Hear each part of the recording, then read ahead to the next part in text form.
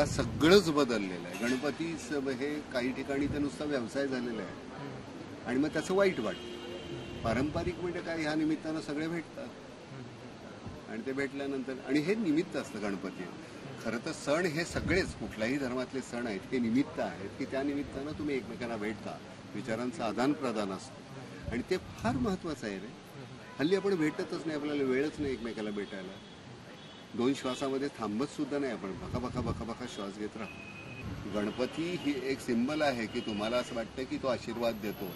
ती भावना, श्रद्धा सगळं असावं, पण ती अंधश्रद्धा नसावी की मी काही करायचं नाही आणि तो मला सगळं देईल. काही नाही. आता ह्या 10 दिवसामध्ये तुम्हाला दक्ष राहायलाच पाहिजे. आजूबाजूला काय चाललंय याची जाणीव तुम्हाला असायलाच पाहिजे. पण गणपती आणि देव देईल नवस केला हे असं काहीही होत नाही. ही अंधश्रद्धा आहे. श्रद्धा म्हणून तुम्ही नमस्कार करायला पाहिजे की मला बाबा सद्बुद्धी दे, एवढंच मागा, बाकीचं काही मागू नका, कारण तो देणारच नाही. त्या ना गणेश उत्सवाच्या शुभेच्छा.